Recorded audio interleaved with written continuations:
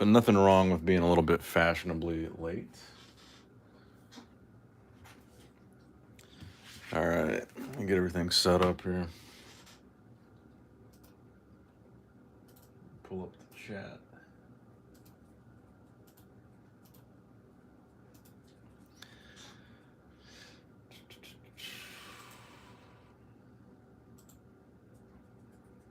Oh, there's a bunch of people in the chat. Okay. So where's Zach at? Is Zach still here?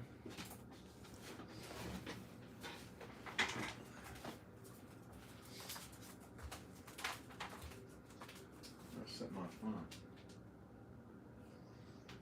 All right.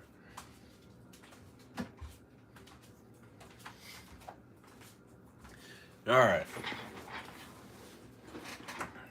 What's up, everybody? Let's see. Zach's texting me.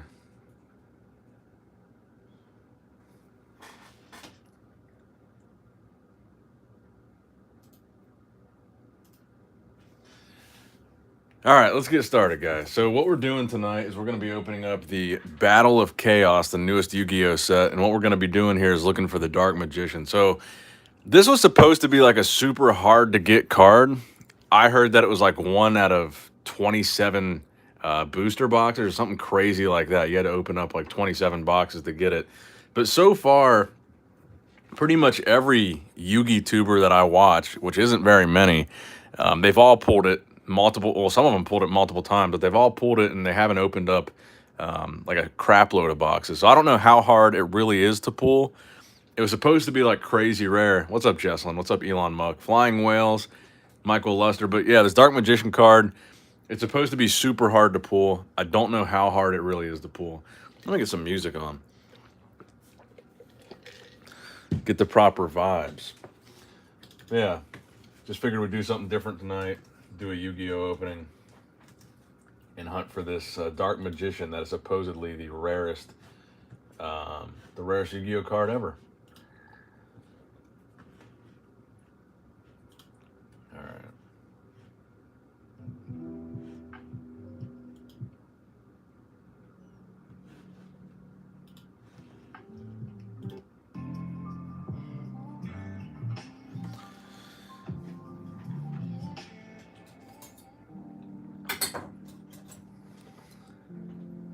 Hello from Virginia. Elon Musk says he's opened 4 boxes and no Dark Magician. Sneaky, sneaky. What's up, bro? Casual Hardcore. Hello from Virginia, Alan Schuler. So 4 boxes and no Dark Magician, says Elon Musk. I've got more of these coming, so 2 is just kind of the tip of the iceberg, but I haven't opened any of it yet.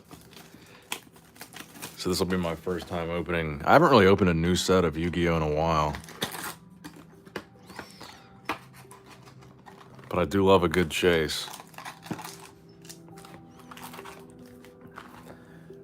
I'm not really familiar with most of the set, so everything other than a Dark Magician is just going to be a pleasant surprise, I suppose.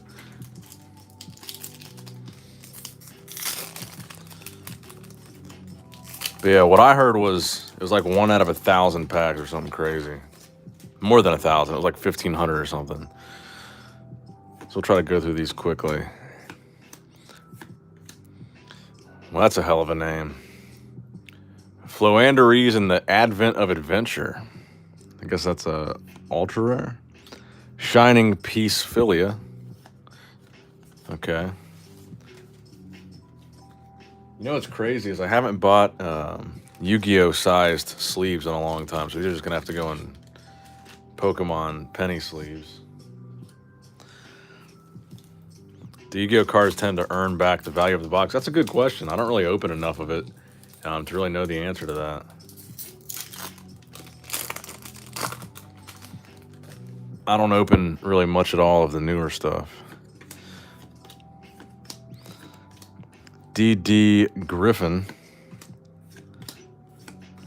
Actually, I guess we got to open until the very end, because I think the hollow is at the back of the pack if you get the Dark Magician. At least I believe that's what happened when I saw Cyber Knight pull it.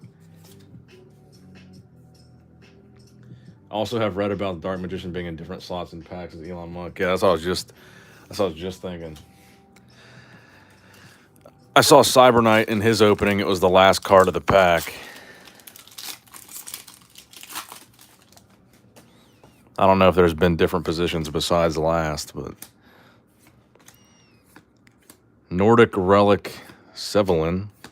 It'd be kind of cool if they would do something like that with a Blue Eyes. I think in 4 boxes, the best card was like a $35 hit, but if you hit a Starlight Rare. Elon Musk, you'll have to be my eyes of wisdom here because I don't really know what the most valuable stuff is. I know there's isn't there a fusion card in here that's pretty valuable?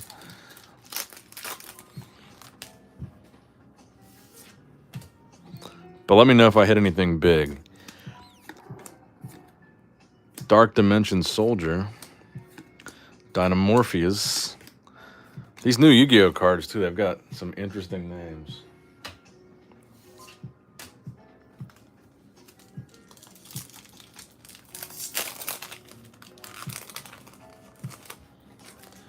Chaos Magician. There's a Chaos Magician in here. Or Magician of Black Chaos. Nordic Relic. Hillid Scalf. You'll know the Starlight Rare when you see it. Hey, Maddie, how you doing? Mad Hacker, Doll Monster, Top Share. What are you drinking tonight, Nick? Just drinking a water. I drank a pretty good amount this weekend on Valentine's Day, so we got water with lemon and sweet and low in it. The healthy thing to drink. Hey, Laura, what's up? No MetaZoo tonight. Just we're hunting for this super rare 25th anniversary Dark Magician Soul and Luna. Another ultra rare.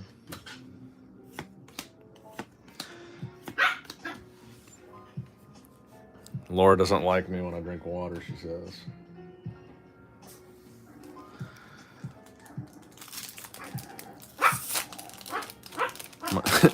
My dogs are about to piss me off. Little Beans is in the background going crazy. XYZ Combine. It's interesting. 4 Starlights in the set that are $200 plus. You will for sure know if you pull one. So how rare are the Starlights? Like out of how many boxes? Like what are your odds of pulling one? I did buy the MetaZoo Valentine set. I uploaded a video yesterday on Valentine's Day opening the MetaZoo Valentine set. So if you're interested in checking that out, it's up on the channel. We love beans. I want to hear more barking. Man, these names are so long. Epigonin, the Impersonation Invader. So I guess with these newer Yu-Gi-Oh sets, there's not packs where you don't get a holo. Every pack has at least a super rare, it looks like. Maddie says she brought her luck. Maybe Maddie will bring us a Dark Magician.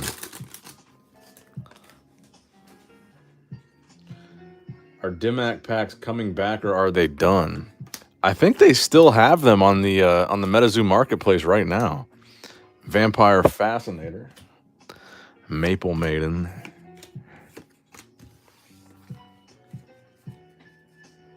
Yeah, it's low for sure. 1 out of 25 boxes, so basically 1 out of 2 cases. So it would be really lucky if we hit 1 out of 2 boxes then.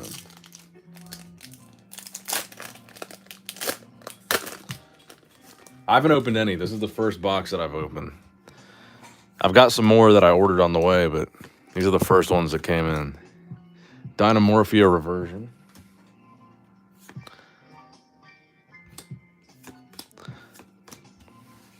You can do it. I gotta go to sleep. I'll see you next stream. Thank you, Michael, for stopping by. Got a little bit of a different crowd in here tonight for the Yu-Gi-Oh one. Try to have a stream that appeals to everybody.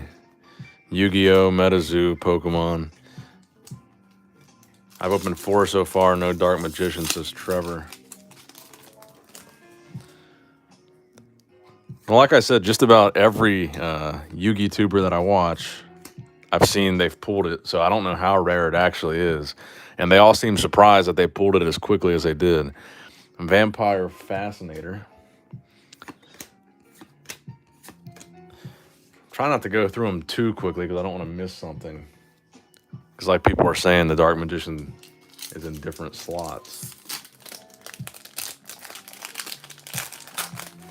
What's your favorite monster? I'm a Red Eyes guy, says Pedro. Pedro's Lucario.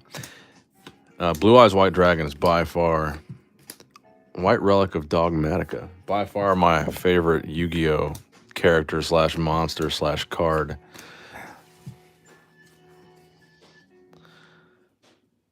Kurt says his favorite card from this set is 50 cents. The Magic Haribo.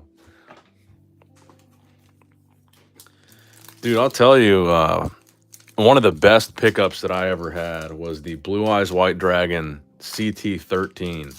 When I started collecting Yu-Gi-Oh! Again back in like 2016 or whatever year it was, you could buy the CT13 Blue Eyes for like 99 cents. And I bought hundreds of them, and now they're like a $20 to $30 card.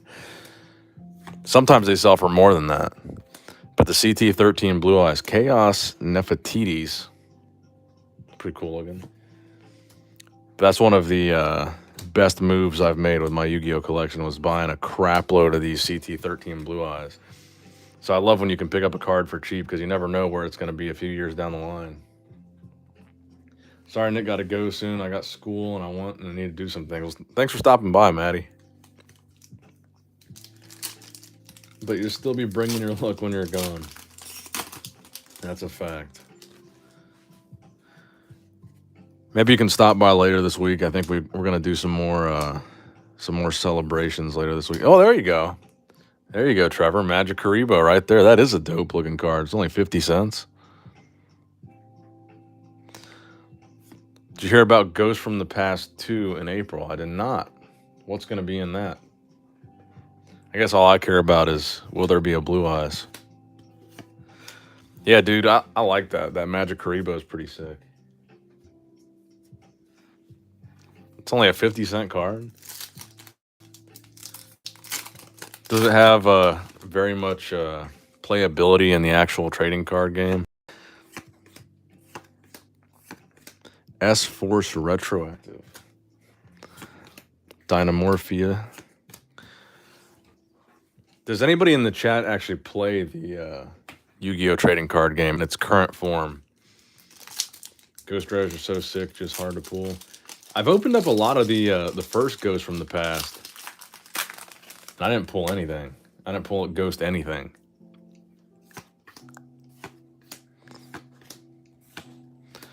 Ice Jade Cosmo Chlor. It's a cool looking card. No, I don't just collect it, to be honest.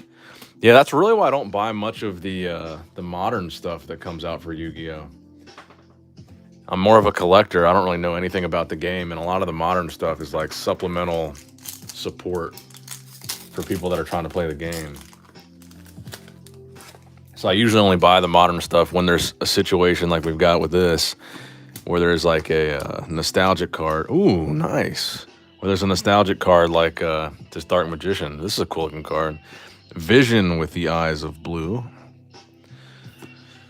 But yeah, I generally only buy the new stuff when there's a nice throwback card in there.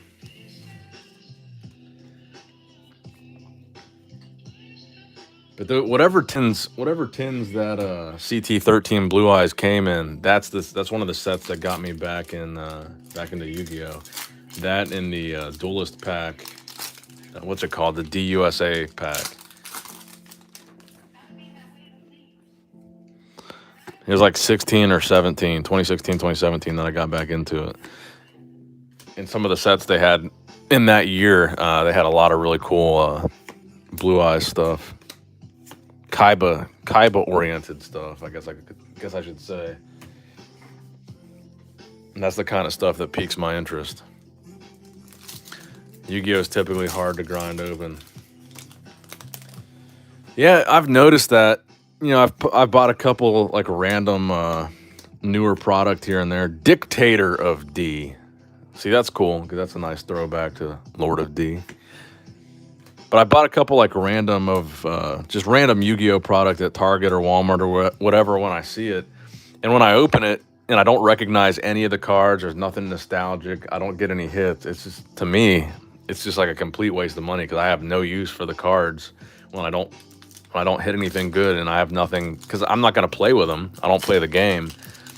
So it's really not the most fun experience buying modern Yu-Gi-Oh. Like buying a blister pack or something. I'll open it and get nothing and it's just like junk. Nick, choose one investment. MetaZoo Kickstarter box. I would go with the Kickstarter box. I think it would be so fun to open a Kickstarter box. Libromancer, first appearance. Into the Digimon TCG. I've been into collecting it, not so much into playing the actual game. I don't play any of the games. Actually, I've got a bunch of Digimon cards I just got in the mail today from TCG Player. I'll show you guys. I've got them sitting right here because I haven't put them in my binder yet. I guess not a bunch. I just got a few sitting here. I got another War Greymon, Metal Greymon, Metal Greymon, Metal Greymon. I'm trying to get some of these graded, so I'm trying to get the best copies that I can, and I'm going to send the best copies to PSA. So I've just been ordering a bunch off TCG Player, trying to find some mint copies of War Greymon and Metal Greymon. I would like to have those in 10s. I think that would be fun. Yeah, classic collection. I love the classic collection. I opened up like 10 boxes of the Digimon Classic collection on the channel.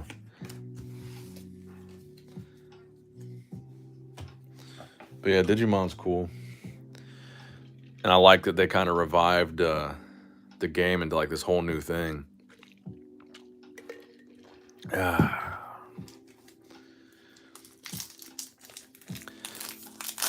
Then hopefully this week I should be getting that shipment of Nightfall that I've been waiting on from Australia. I don't know, it's gotten delayed like a week and a half because the weather here has been so bad. But I should have a big shipment coming of Nightfall stuff from Australia that it's just taken forever to get here. So hopefully sometime this week, hopefully tomorrow, we'll be able to do that Nightfall stream and get back into some MetaZoo.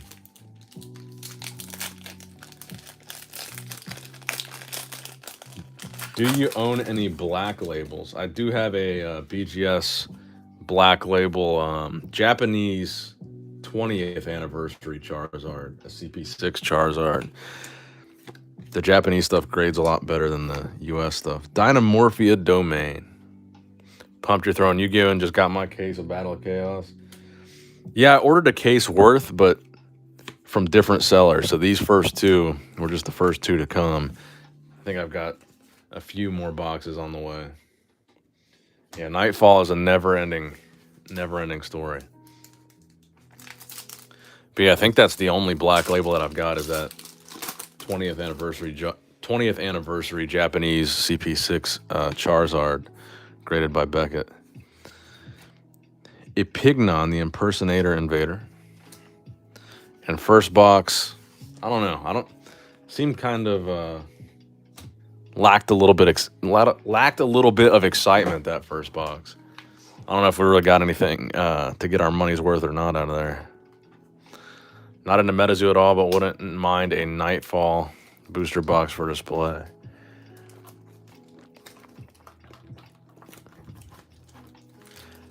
Hey, now's as good a time as any to get into MetaZoo if you're not into it already.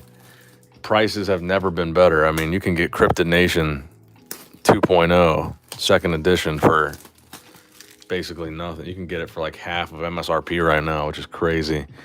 I don't think it's going to be like that forever. Elon Musk confirms that was a tough box. Nick, who would you suggest Walker picks as a coach? Just watch your video on Jansen. I would say Hani Rambod. Because you look at what Hani Rambod was able to do with Hadi Chupin, what he was able to do with Phil Heath, obviously, was the biggest example.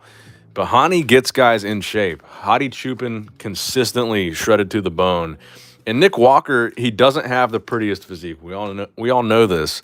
He's got kind of a blocky midsection. He's kind of a shorter guy, so his muscle isn't really distributed as evenly as far as looking aesthetic. So he's really pretty dependent on coming in condition. That conditioning is what he needs. He needs a freaky conditioned muscle is the look that Nick Walker, I think, really needs. And he's been doing that. He's been bringing that.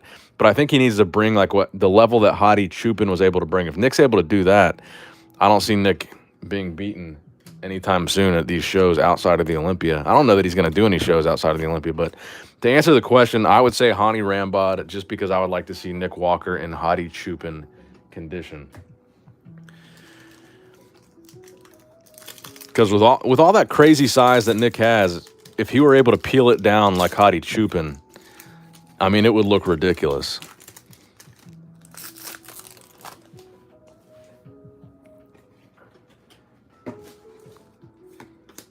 Plus, I don't really know. I honestly don't even know a whole lot about Matt Jansen. That might not have even been the best coach for Nick anyway. Maybe this is a blessing in disguise, and he'll find somebody that he works better with. Mutant. Smile potion. You think MetaZoo will take off? I think it already kind of has taken off. It's just in a little bit of a downtrend right now. I think it had a lot of hype and a lot of excitement, and it's just kind of cooling off now. But I do think it will continue to expand and grow and gain popularity as they continue to enter more mainstream markets like Target, like Walmart, Ultimate Fusion. And as they continue to expand into that sort of thing, once they get the TV show, the animated series or whatever that they intend to put on Netflix. Laura is complaining because there's no card savers. Do you think Grimes will ever live up to the expectations, Nick? I like Elon, or I was about to say I like Elon. Elon Musk's name's got me thinking about Elon Musk. I like Regan. He's a great guy. I just have a feeling he's not going to deliver. Ooh, that's nice. Blue Eyes Jet Dragon. I'm going to even put that in a sleeve. That's sick. I just have a feeling that he's not going to deliver this Arnold Classic. And the reason why I say that is because on that podcast that he did with Jay Cutler, he was already talking a lot about the fact that he was sick and that it interrupted his prep.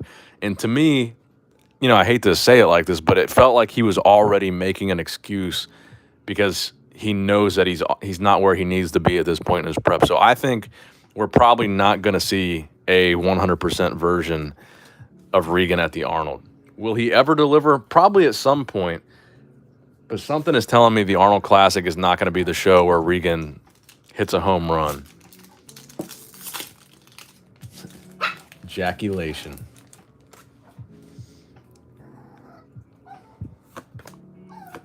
Thank you for the donation. The Glizzy. S-Force Retroactive.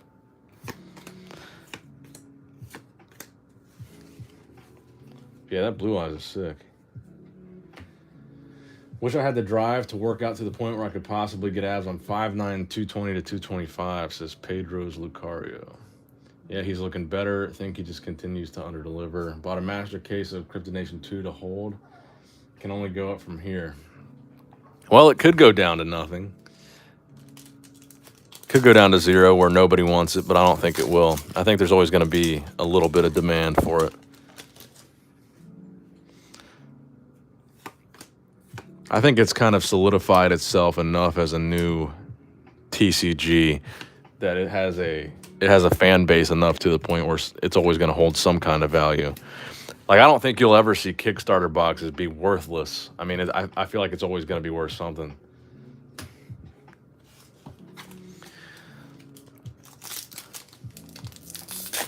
I do watch Ruxin, yes.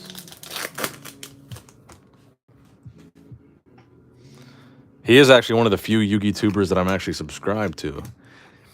When I got back into collecting, I watched Simply Unlucky all the time. I don't know if he just doesn't upload as much now, but I feel like I never see any new videos from him. And back in the day, when I got back into collecting, I feel like he was posting almost every day, like crazy openings. And back then, you could get a lot better deals on some vintage Yu-Gi-Oh stuff. In 2016, you could probably get a one of those old tins, those Yu-Gi-Oh tins from like 2002, the collector's tins with like Blue Eyes and Dark Magician and Red Eyes.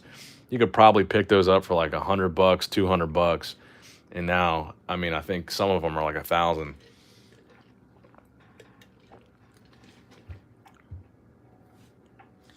Yeah, I know that Simply Unlucky has his own card shop now, but he used to upload a lot more than he did.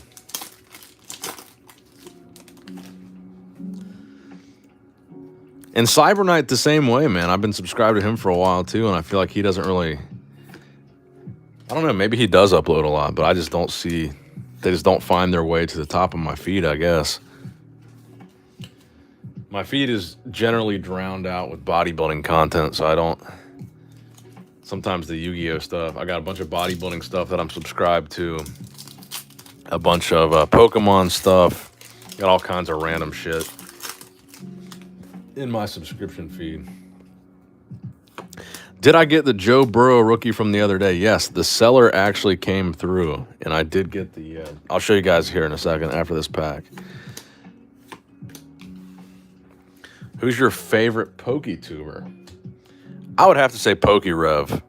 I think PokeRev walks that fine line of bringing enough energy and excitement to the stream without being as cringe as maybe Leonhardt. So he kind of keeps up a high energy during his streams, which keeps you watching, but it's not really as cringy as say Leonhardt. And that's not a slight at Leonhardt. It's just a little bit cringy to watch.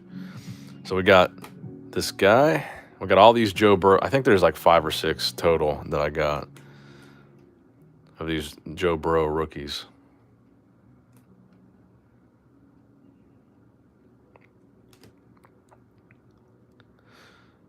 But yeah, these cases are pretty cool too. These little plastic slabs they're in. They're pretty thick, heavy-duty cases.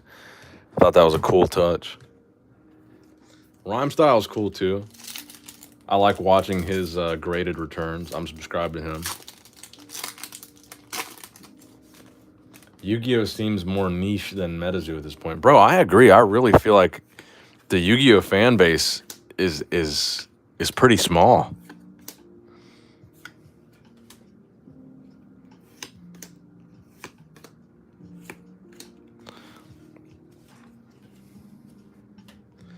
And definitely when I'm selling like some Yu-Gi-Oh singles on eBay, they move way, way slower than Pokemon, and they go for way, way less.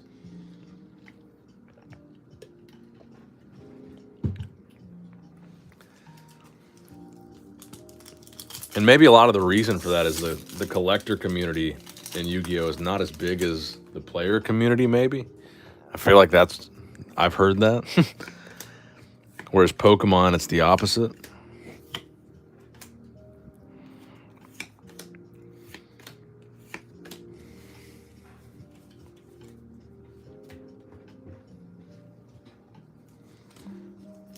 No Starlights yet.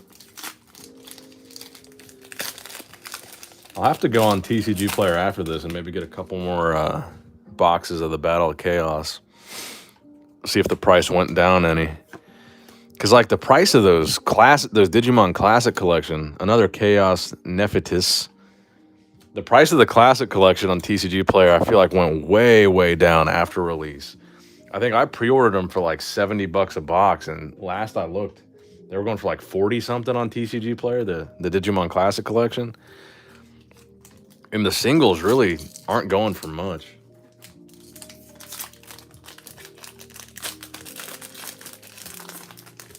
There's a huge collector community, but Yu-Gi-Oh, there was a lot more printed.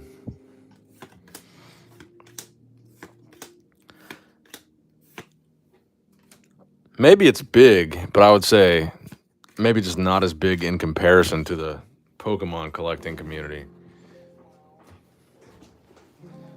And Pokemon, I still feel like is successful in so many forms of multimedia right now, and Yu-Gi-Oh really isn't on that same level.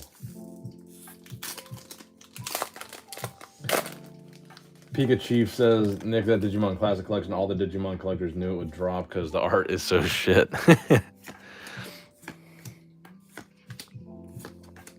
Vision with the eyes of blue. I enjoyed opening it though. It was a fun set to open, but definitely not a good investment of a set. But I definitely enjoyed opening it.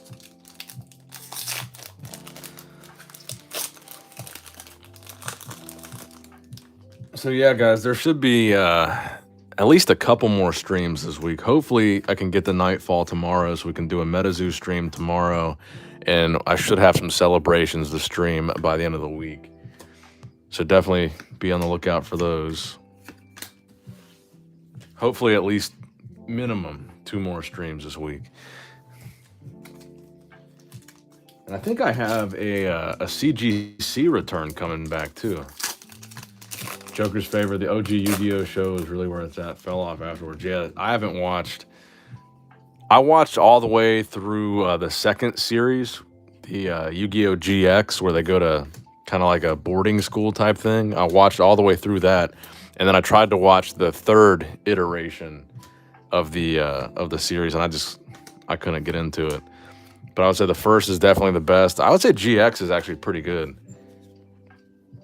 I didn't grow up on GX, but I watched it probably back in 2016 or 17 when I got back into collecting. I watched it they had it on Hulu at the time. They had the whole collection on Hulu. When does Wilderness release, Nick? At the end of March, I believe. Ultrasonic radiation, or Ursarctic radiation. I don't know why I had such a hard time saying that. I love the ghost cards and Ghosts from the Past. That's from Yu-Gi-Oh. I saw people buying the gift box for 160. I was like, what the fuck? Yeah, I went to my Walmart the other day. They had plenty of those gift boxes in stock. And you only get 4 packs, and the pools, at least in my experience, not that good of a pull rate. Hey Nick, hope you're having a good night. Are you planning on going to Orlando? I'm not. The only traveling I'm going to be doing here in the next couple of months is going to be for the bodybuilding shows that we have coming up. Traveling for business, not traveling for pleasure. GX was cool. Favorite season was Waking the Dragon. Oh yeah, that was a good little arc in the story.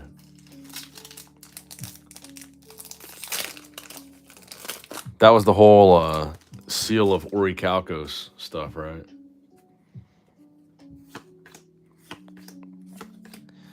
All right, we've only got a few packs left. Vampire Fascinator. I guess it would be pretty unlikely that we would get the the Dark Magician out of 2 boxes.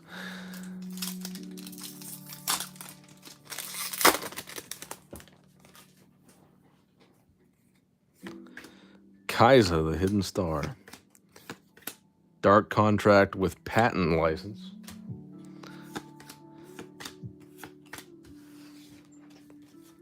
Loved how they gave Joey a dragon. Was that the season where Joey they could combine with the dragon and became like a dragon knight or something?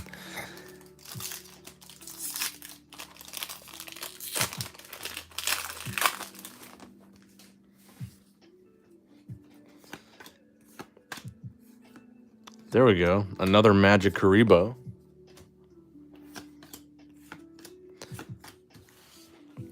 So far, I'd say the only card that I really want to keep from my collection that we pulled is the Magic Karibo and this Blue Eyes Jet Dragon. I think this is sick.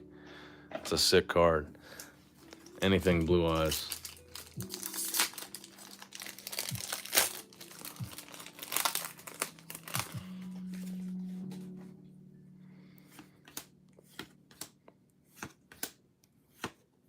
Libromancer Magic Girl.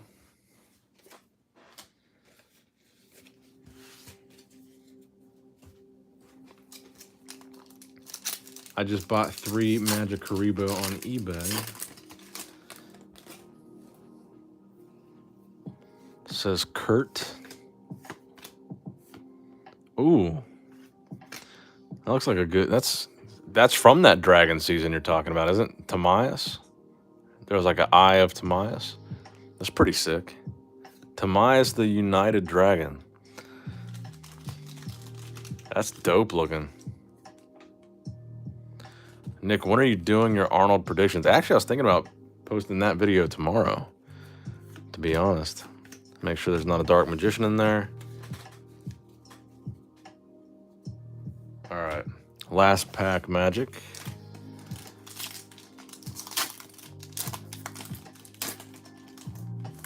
I just bought a sealed Topps box of 10 MetaZoo Series 0 boxes. My last effort at pulling a first sighting. I'm giving up after this. Good luck, buddy. That's tough. Ice Jade Creation Kingfisher. And no Dark Magician this time around. So that wraps it up for the stream tonight, but we should have more Yu-Gi-Oh boxes this week. We should have MetaZoo tomorrow. I'm hoping that comes in tomorrow. And we should have a celebration stream this week as well. So thank you guys, the Yu-Gi-Oh fans, for stopping by. Love you guys. Appreciate you guys. Nick Strength.